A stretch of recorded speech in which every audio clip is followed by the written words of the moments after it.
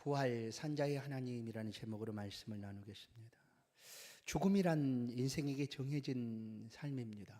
한번 죽는 것은 정하신 것이요 그 이후에는 심판이 있으리라.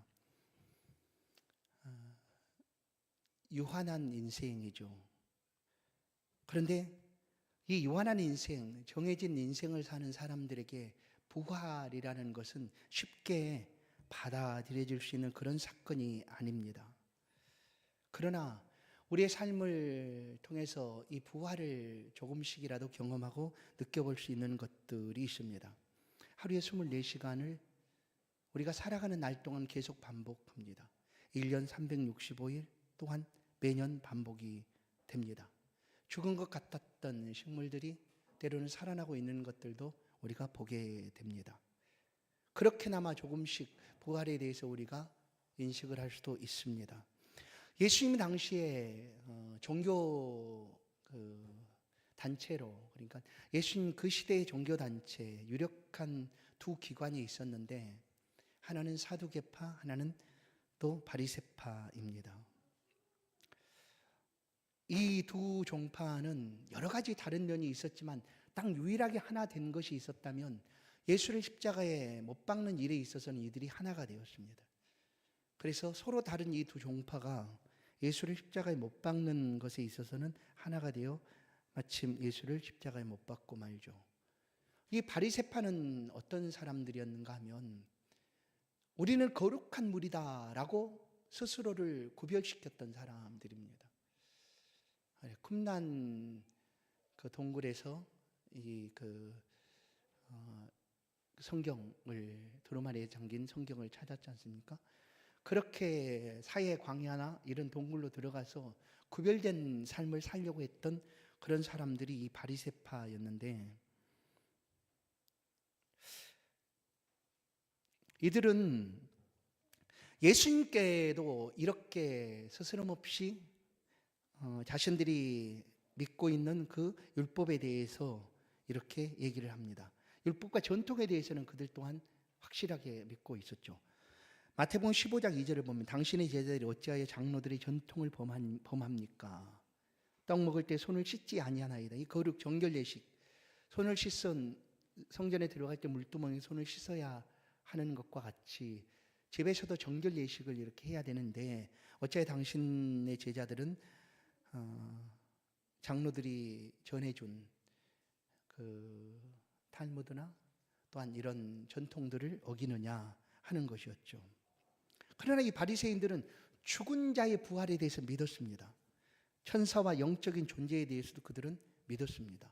바리새인들은 이것들을 믿었죠. 사도행전 23장 8절에 보면 이는 사두개인은 부활도 없고 천사도 없고 영도 없다 하고 바리새인은 다 있다 함이라. 그래서 이 바리새인들은 주로 서기관, 율법 학자, 이런 사람들이 대부분 바리새인들이 그 자리를 차지하고 있었습니다. 그러나 반면 사두개인은 제사장 계급의 출신인 사람들입니다. 제사장 계열의 출신들을 사두개파, 그래서 이들은 주로 귀족 성분을 가지고 있었던, 제사장의 그 계보를 이어받고 그렇게 살고 있었던 사람들. 그러나 이 사두개파는 당시의 권력이었던 로마 권력과 상당히 협력을 많이 했습니다. 그래서 그들의 권력을 유지하고 있었다라는 거죠. 그리고 모세 오경을, 오직 모세 오경만을 그들은 인정을 합니다. 바리새인들이 그 장로들의 유전이나 전통까지도 그것을 어기면 그것이 율법인 것처럼 말했던 것과 달리 이 사두개파 사람들은 오직 모세 오경만을 인정을 했죠. 그래, 다른 구약 성경은 성문서 있지 않습니까? 시편이나 또 이런 잠언, 뭐 이런 성문서들, 이런 문서들은 인정을 안 했던 사람들, 그 사람들이 바로 사두개파인데, 이 사람들은 아까 말씀한 대로 부활이 없다고 여긴 사람, 부활과 영적 세계를 인정을 하지 않았습니다. 그러나 이들은 굉장히 그 부를 누리고 있었던 로마 정부와 결탁해서, 그리고 이스라엘의 최고의 공예였던 사내들인 공회의 대부분의 회원들이 이 사두개파 사람들이었습니다.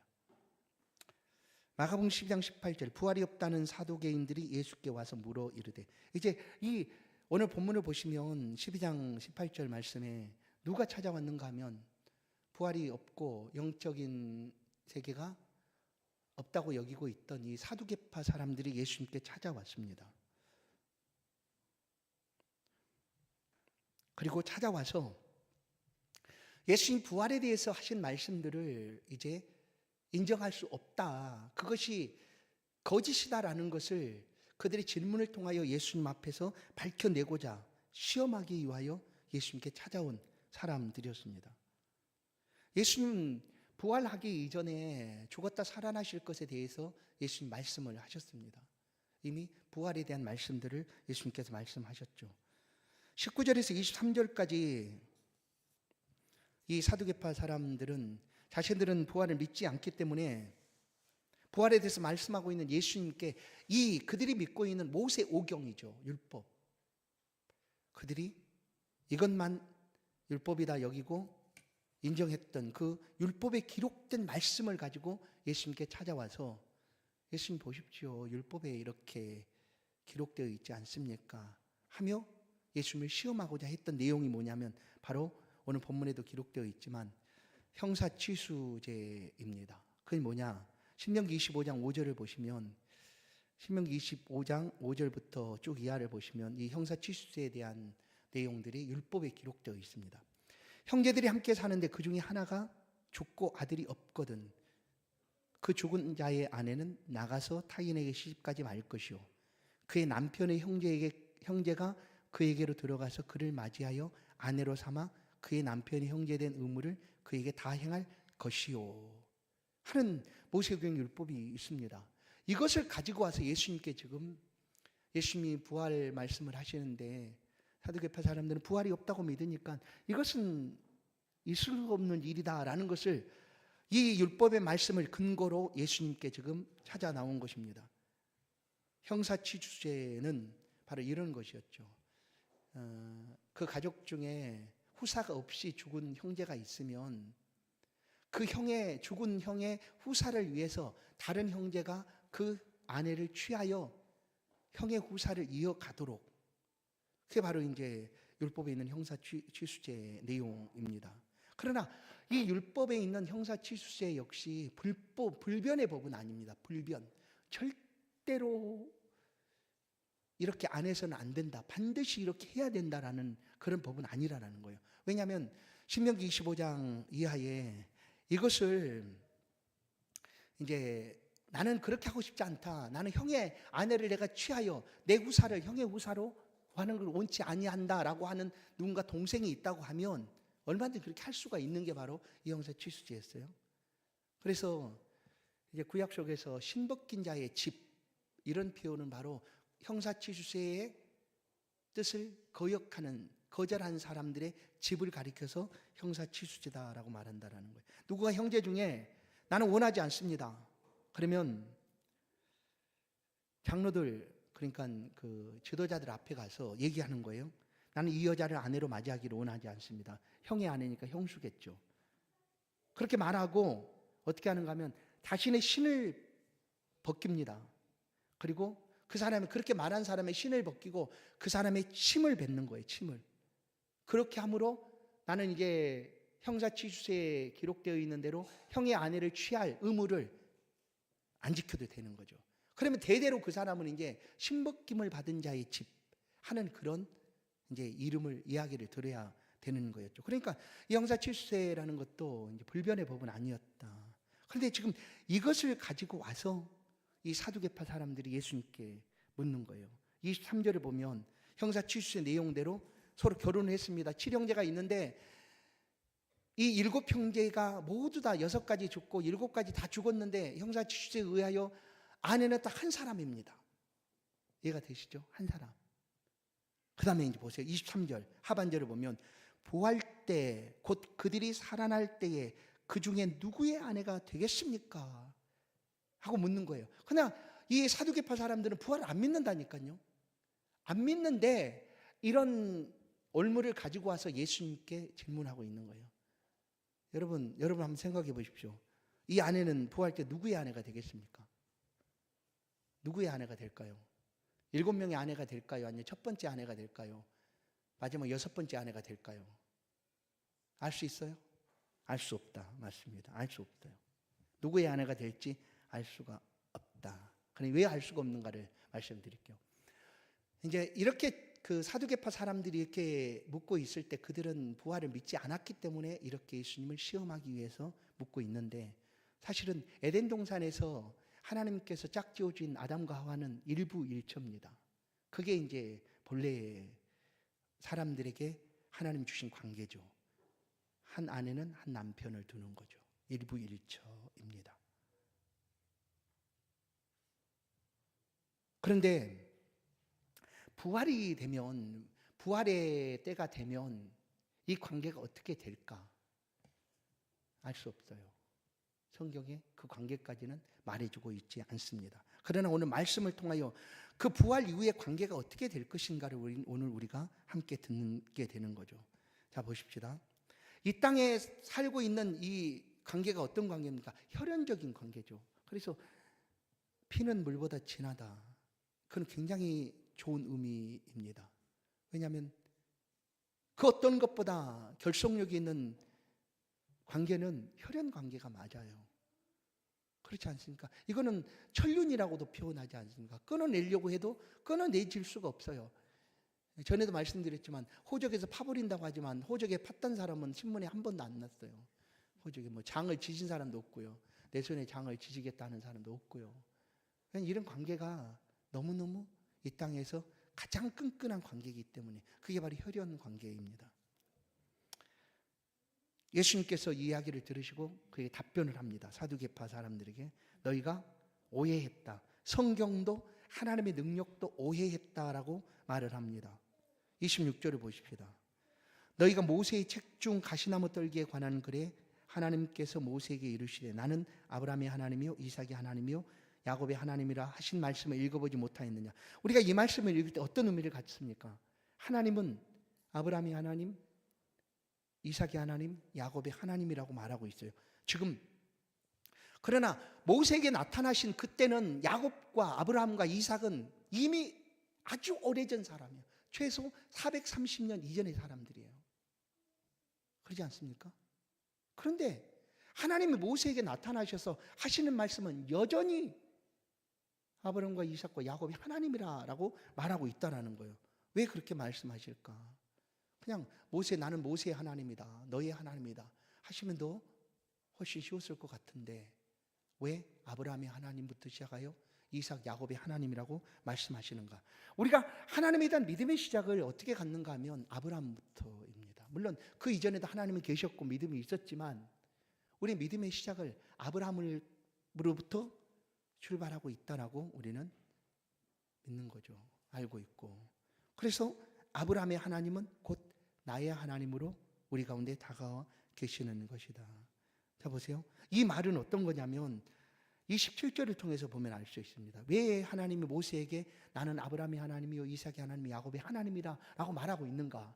그래서 바로 27절을 보시면 하나님은 죽은 자의 하나님이 아니요 산 자의 하나님이시라 라고 얘기하는 거예요. 이 말을 한번 생각해 보십시오. 하나님은 죽은 자의 하나님이 아니고 산 자의 하나님이시다라는 거예요. 그러면 이미 말씀했던 아브라함과 이삭과 야곱이 죽었습니까? 살았습니까? 육체적으로는 죽었죠. 죽었어요. 그러나 하나님은 살아있다 말하는 거예요. 살아있다라는 거죠. 그게 부활입니다. 그게 부활이죠. 살아있어요. 이미 최소 430년 전에 죽어버렸고 장사 지냈는데 어떻게 모세 앞에서 하나님은 그 전능하신 하나님이 말씀을 바꾸시지도 않는 하나님이 살아있다라고 말하는가? 그럼 우리가 아유 하나님 죽었잖아요. 어떻게 그렇게 말씀하실 수 있습니까? 거짓 아닌가요? 하고 할 수 있을까? 하나님 말씀은 진리입니다. 참입니다. 27절 하나님은 죽은 자의 하나님이 아니요 산 자의 하나님이시라 너희가 크게 오해하였도다 하고 예수님은 말씀합니다. 왜 성경도 오해하고 하나님도 오해했다라는 거예요. 그들이 성경을 오해합니다. 성경을 형사치수제를 가지고 와서 오해를 합니다. 어떻게 오해했는가 하면 이 땅의 관계가 부활 때도 지속될 것이라고 여겨진 오해죠. 그리고 하나님의 능력도 오해했습니다. 하나님이 얼마든지 모든 것을 하실 수 있는 분이신데 이런 조그만 문제를 가지고 하나님이 어떻게 행하실까 하는 오해죠. 하나님은 전능하시다라는 것이 우리의 믿음입니다. 그래서 사람이 생각할 수 있는 가장 뛰어난 것은 하나님 앞에 우리가 소위 말하는 것 손톱의 때만큼도 아닌 거예요. 사실은 하나님은 전지하고 전능하신 분이십니다. 그 하나님의 전능성을 우리가 어떻게 평가를 하거나 우리가 어떻게 달아볼 수가 있겠습니까? 하나님 말씀하잖아요. 말씀으로 온 세상을 만드신 분이세요. 어디 그것뿐입니까? 그냥 돌들로도 아브라함의 자손을 만들 수 있는 분이시다. 그게 하나님의 능력이세요. 하나님은 얼마든지 하실 수 있는 분이시다라는 거예요. 그런데 부활이요? 하나님 부활? 하나님의 능력입니다. 부활은 예수 그리스도의 능력이고 하나님의 능력이다라는 거예요. 그러면 이제 우리가 이 땅의 삶의 관계가 부활 때도 지속이 될까 하는 그런 의문을 가질 수 있습니다. 또 한 가지는 만약에 이 땅의 관계가 부활 때도 계속 지속되지 않는다면 이 땅의 관계에 대해서 뭐 그렇게 애걸복걸하고 그렇게 해야 될까 하는 의문을 가질 수가 있어요. 부활되면은 시집가고 장가가는 것도 아니고 어떤 관계도 아무 상관이 없는데 굳이 이 땅에서 그렇게 해야 되는가 하는 의문이죠. 그냥 잘 보십시오. 부활 후에는 사두개인들이 말하는 것처럼 이 땅의 관계가 지속되는 것이 아닙니다. 이 땅의 관계가 지속된다고 여겼기 때문에 일단 이 사두개파 사람들은 부활을 믿지는 않지만 예수님을 올무에 넘어지게 하기 위해서 이렇게 시험하고 있는 거예요. 25절을 보십시다. 사람이 죽은 자 가운데 살아날 때에는 장가도 아니가고 시집도 아니가고 하늘에 있는 천사들과 같으니라. 새로운 관계죠. 새로운 관계. 거기서 시집가고 장가가고 이 땅에서처럼 가졌던 어떤 관계들이 그 땅에 그 부활 때도 그렇게 하는가? 아니라는 거예요. 그러나 잘 보세요. 분명한 것은 부활이 되면 이 땅에 우리의 생명이 그대로 다시 살아나는 것은 확실합니다. 내가 다시 살아나는 거예요. 내가 없어지고 사라진 것이 아니라 내가 부활이 되어서 다시 살아납니다. 나는 그대로 부활을 하는 거죠. 그러나 똑같은 육체를 입게 되고 나로 살아가게 되겠지만 그 부활체는 성경이 단편적으로나마 알려주고 있는 내용대로 이렇습니다. 우리가 눈에 보이는 사람은 육은 보이게 돼 있지만 영은 보이지 않습니다. 우리 안에 영이 있지만 우리 눈으로 볼 수가 없죠. 그런데 이 부활체가 된 부활때가 되면 내 육체가 다시 살아났고 그런데 이 육체가 어떤 육체인가 그걸 우리 알 수가 없는데 성경에 나타난 그대로만 보면 그것을 우리는 부활체라고 표현을 해봅시다. 왜냐하면 예수님께서 부활하시고 이 땅에서 40일 동안 지내셨으니까. 그 말씀들을 지내셨던 그 말씀들을 근거로 우리가 생각을 해보면 예수님의 부활체는 어떠셨습니까? 부활체 보였습니다. 그리고 똑같이 음식도 잡수셨습니다. 그렇죠? 다 보이고 음식도 잡수셨어요. 그런데 다른 것이 또 있어요. 문들이 닫혀 있으나 예수님은 들어오셨어요. 여러분 오늘 저 문을 열지 않고 나갈 수 있다면 여러분의 몸은 지금 육체가 아니라 부활체입니다. 부활체. 우리 은비자매가 나가는데 문 안 열고 그냥 나가야지 부활체인데 문을 열고 나갔으니까 부활체는 아닌 게 분명하죠. 그러나 부활체는 그냥 문을 열고 닫을 필요가 없어요. 그냥 통과하는 거예요. 그리고 또 보세요. 어디든지 거할 수가 있어요. 어디든지 보세요. 호련히 예수님이 엠마오로 가는 제자들 곁에 있다가 호련히 예수님은 금세 또 예루살렘에 있는 제자들이 있는 곳에 오셨어요. 이게 부활체입니다. 지금의 육체와 다른 부활체, 육체를 가지게 된다라는 거예요. 그리고 잘 보세요. 이 땅의 삶의 연장이 아니라 여기서 이제 오해하시면 안 돼요. 새로운 관계를 갖게 되는 거다. 새로운 관계. 부활이 되면 이 사두개파 사람들은 이 땅의 삶의 연장으로 누구의 아내가 되겠습니까? 라고 묻고 있는데, 그게 아니라 부활의 때가 되면 그런 이 땅의 삶의 연장이 아니라 새로운 관계를 갖게 된다라는 거예요. 그 말씀을 예수님이 들려주시는데, 마가복음 3장 32절을 보십시다.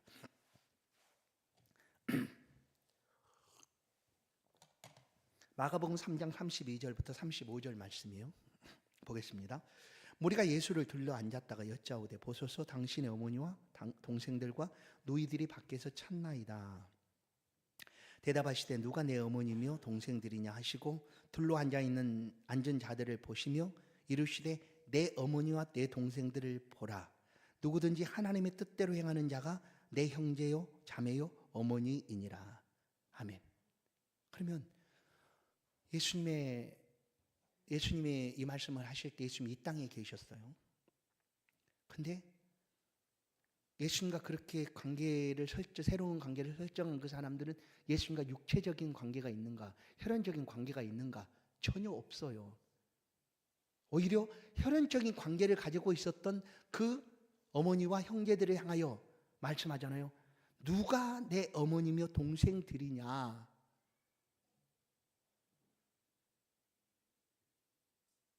그들이 아니고, 내 어머니와 동생들은 누구든지 하나님의 뜻대로 행하는 자가 내 형제와 자매의 어머니라. 여기서 굉장히 중요한 관계가 설정이 됩니다. 보세요. 누구든지 하나님의 뜻대로 행하는 자, 누구든지 하나님의 뜻대로 행하는 자는 이 땅의 관계보다 더 뛰어난 관계에 속한 사람들이에요. 혈연 관계보다 더 뛰어난 관계가 내 하나님의 아버지의 뜻대로 행하는 자. 이게 새로운 관계입니다. 어떤 관계일까요? 하나님의 가족이 된다는 거예요. 하나님의 가족. 그래서 사실 이 땅에서 우리는 천국을 완전하게 맛보지는 않지만 천국의 모양들을 조금씩이나마 맛보며 살아갑니다. 교회를 그렇게 얘기합니다. 천국의 모습을 가지고 있다. 그래서 교회 안에 모여있는 사람들은 서로 다릅니다. 각각 이름도 다르고 성도 다르고 사는 지역도 다르고 삶의 정도도 모두 다 다릅니다. 그런데 우리는 교회 안에서 뭐라고 얘기하면 예수 안에서 한 형제라고 부릅니다. 한 형제. 여기는요, 하나님의 가족이에요. 이 모습이 천국에서 만나게 될 하나님의 새로운 관계다라는 거예요. 이 관계가. 그러지 이 땅에서 누구의 아내, 그 7명의 남편 중에 누구의 아내가 되겠습니까? 이것은 의미가 없는 거죠. 그렇게 되지도 않고. 그러면 보세요. 이 땅에서 가장 중요한 혈연 관계라고 했는데, 이 혈연 관계가 얼마나 중요한가를 한번 생각해 봐야 돼요. 너무나 중요하잖아요. 얼마나 끈끈해요. 끊어내려고 해도 끊어낼 수 없는 관계가 혈연 관계입니다. 그러면 부활은 이 땅에서 그리스도 예수를 믿는 사람들에게 영생이 주어지는 거예요. 모든 사람이 부활을 하지만 우리는 영생의 부활을 꿈꾸는 것 아니겠어요? 영벌의 부활이라면 차라리 안 살아나는 게 좋은 거죠. 영원토록 형벌 가운데 사는 일이니까. 그런데 우리가 소망하는 것은 영생입니다. 하나님 안에서 영원토록 하나님과 함께 기뻐하며 즐거워하며 살아가는 삶인 거예요. 그런데 그것이 어디서 결정될까? 이 땅에서 결정되는데, 이 땅의 관계 속에서 훨씬 더 쉽게 결정이 될 수 있다는 거예요. 이 땅의 혈연 관계예요. 보세요. 어떤 부부가 예수를 믿었습니다. 그러면 그 태어난 자녀를 어떻게 키워갈까요? 어떻게 키워갈까요? 아, 나는 예수 믿었으니까 너는 예수 안 믿어도 돼. 네가 원하는 신을 섬겨서 가. 이런 부모가 혹시 있을까요? 예수 믿는 사람은 천국이 있음을 확신하고 의심 없이 믿는 사람들인데, 예수를 믿지 않으면 영생을 얻을 수 없다는 것을 알고 있는 부모인데 그렇게 할 부모가 있겠느냐는 거예요. 없죠. 그럼 뭐예요? 그 아주 끈끈한 혈연 관계 속에서 예수를 믿었다라는 사실은 더 쉽게 하나님의 가족, 곧 부활 때에 하나님의 가족이 될 수 있는 가능성이 훨씬 많다라는 거예요. 그 혈연 관계 속에서. 그래서 이 땅에 살아있는 동안 그 간절함을 마음을 가지고 우리 사랑하는 어머니가 아니면 내 자녀가 내 딸이 예수를 꼭 믿었으면 좋겠다 하는 그런 간절한 마음으로 기도하는 거예요. 천국에 가봤더니 우리 딸이 없네. 여러분 한번 생각해 봤어요. 이 땅에서 딸을 잃어버리면 살 수가 있어요, 없어요? 평생 못 살아요. 딸이 일찍 나갔는데 잊어버렸다. 길을 잃거나 그래서 그런 분들 많이 보잖아요. 평생 못 살아가요. 잃어버린 딸 때문에. 그 천국에 갔어요, 우리가. 내 딸이 안 보여. 이 땅의 관계가 지속되는 거라면 그게 천국일까요? 지옥일까요? 아니죠. 천국일 수가 없죠. 이 땅의 관계가 계속 연결되어 지속되는 일이라면 그게 아니다라는 거예요. 그게 아니에요. 그렇다고 해서 그러면 좋아, 천국에서 내 딸을 볼 일도 없고 상관없으니까 그냥 너 예수 믿든지 말든지 네 마음대로 해라. 이렇게 할 수 있나요? 아니죠. 더 큰 하나님의 가족이 되는 일이니까 길을 쓰고 힘을 다하여 어떻게 해서든 예수 믿도록 안타까운 마음을 가지고 간절함을 가지고 내가 이 땅에 사는 날 동안 할 수 있다면 모든 것을 다해서 예수 믿게 하는 거예요. 왜냐하면 더 큰 아름다운 하나님의 가족으로 우리가 살아가는 일이니까 그러는 거예요. 그래서 이 땅의 혈연 관계도 그렇게 중요하다. 보세요. 예수님 말씀하지 않습니까? 주 예수를 믿으라. 그러면 너와 내 집이 구원을 받으리라. 이 땅에 내가 예수를 믿으면 우리 집이 구원을 받습니다. 내 자녀들이 구원을 받습니다. 그렇게 해서 중요하다라는 거예요. 로마서 9장을 한번 보십시오. 내가 그리스도 안에서 참말을 하고 거짓말을 아니하노니 나에게 큰 근심이 있는 것과 마음에 그치지 않은 고통이 있는 것을 내 양심의 성령 안에서 나와 더불어 증언하노니 나의 형제 곧 골육의 친척을 위하여 내 자신이 저주를 받아 그리스도에게서 끊어질지라도 원하는 바로다. 바울의 고백입니다. 아니 무슨 그냥 천국 안 가면 되는 거지. 이렇게까지 내가 이 땅에 살 필요가 있을까? 그거는 혈연관계가 아닌 하나님의 가족을 만들어가는 일이기 때문에 내 사랑하는 사람, 내가 아끼고 마음을 두고 있는 그 사람이 하나님의 가족으로 영원토록 살아갈 수 있기를 원한다 하는 그런 간절한 바람 때문에 그러는 거예요. 그래서 가장 쉬운, 복음 전하기 제일 쉽고 얘기하기 제일 쉬운 혈연관계, 그 관계가 소중하다라는 거예요. 그럼 바울도 그 관계 속에서 내가 이것을 모른다고 하면 안 되지 하는 마음으로 이렇게 표현해 놓고 있지 않습니까? 이 땅에서 맺어진 혈연관계, 이 관계는 하나님이 우리 가운데 주신 기회입니다. 기회. 하나님의 가족을 만들어갈 수 있는 기회예요. 그리고 창세기 3장 6절의 말씀처럼 하나님은 산자의 하나님이다. 지금도 살아계시는 하나님이시다. 아니 살아있는 자의 하나님이시다. 그래 아브라함 물어보겠어요. 아브라함과 이삭과 야곱이 살았습니까? 죽었습니까? 네? 살았어요? 어디 살았어요? 한국에서. 네. 살았습니다. 살아있습니다. 왜냐하면 하나님이 거짓말 하실 리 없기 때문이죠. 하나님이 죽어있는 아브라함한테 나는 아브라함이 하나님이다 말할 리가 없잖아요. 아브라함 살아있어요. 살아있어요. 이삭도 살아있어요.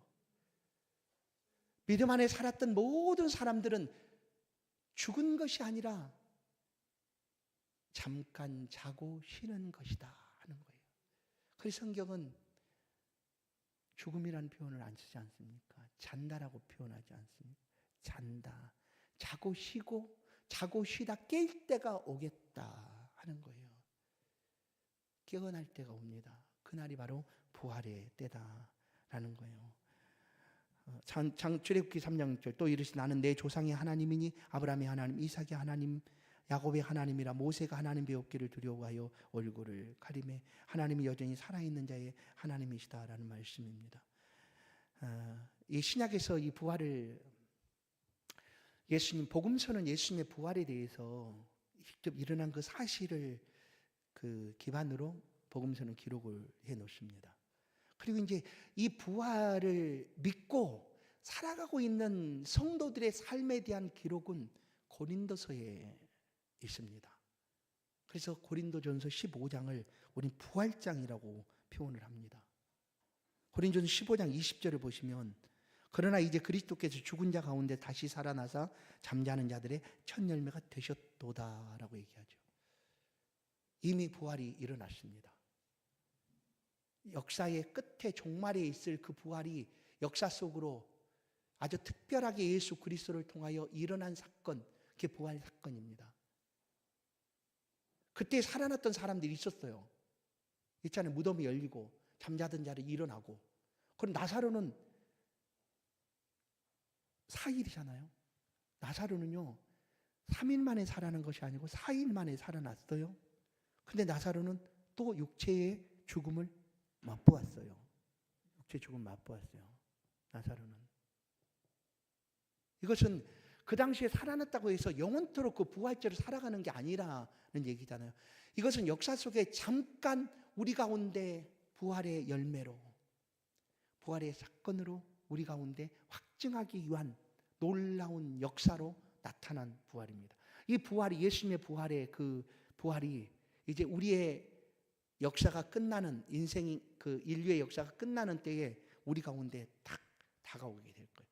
그때에는 부활체가 되어 하나님의 가족이 되어 우리 모두가 하나님 앞에서 삶을 살아가게 될 것입니다. 자 보세요. 고린도서 15장 15절부터 12절부터 15절까지 말씀을 같이 한번 읽겠습니다. 자, 이 말씀을 읽고 맺겠습니다. 고린도전 15장 12절부터 15절 시작. 그리스도께서 죽은 자 가운데서 다시 살아나셨다 전파되었거늘 너희 중에서 어떤 사람들은 어찌하여 죽은 자 가운데서 부활이 없다 하느냐. 만일 죽은 자의 부활이 없으면 그리스도도 다시 살아나지 못하셨으리라. 그리스도께서 만일 다시 살아나지 못하셨으면 우리가 전파하는 것도 헛것이요 또 너희의 믿음도 헛것이며 또 우리가 하나님의 거짓 증인으로 발견되리니 우리가 하나님의 그리스도를 다시 살리셨다고 증언하였음이라. 만일 죽은 자가 다시 살아나는 일이 없으면 하나님의 그리스도를 다시 살리지 아니하셨으리라. 믿으십니까? 믿으십니까? 만약에 우리가 부활을 못 믿겠다고 하면 이 자리에 있을 필요가 없어요. 예수를 믿을 필요가 없다는 거예요. 부활이 없다고 한다면 여러분, 부활을 통하여 우리의 하나님이 예전부터 우리를 위하여 계획하셨던 그 모든 것들이 부활의 때 완성이 되고 우리는 하나님의 가족이 되어 이 육체적인 혈연 관계와 비교할 수 없는 삶을 우리가 살아가는 거예요. 그러니까 이 땅에 살아가는 동안 하나님의 가족으로 서로 사랑하십시다. 왜냐하면 여기 있는 분들은 하나님의 가족이니까 또 만나게 될 거거든요. 다른 조그만 일들로 언쟁을 높이거나 또 불편해하거나 하지 마시고 하나님의 가족이 되어 영원토록 살아가게 될 그 천국의 삶을 한번 생각하시면서 그 안에서 믿음의 삶을 행복하게 또 기쁨으로 살아가는 저와 여러분 될 수 있기를 간절히 소원합니다.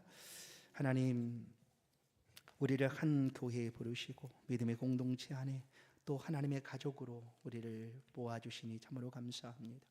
하나님이 보시기에 아름다운 우리 공동체 임마누엘 교회가 될 수 있도록 각각 성도 다르고 모양도 다르고 살아가는 삶도 다르지만 하나님 안에 한 가족이 될 수 있도록 우리를 불러주신 것 감사합니다. 이 아름다운 하나님의 가족들이 단 한 사람도 낙오함이 없이 천국에 모두 다 이룰 수 있도록 영원토록 누리게 될 그 천국의 삶을 우리 모두 함께 누리며 살아갈 수 있도록 이 땅에서도 은혜를 주시고 영원한 천국에서도 은혜를 더하여 주옵소서.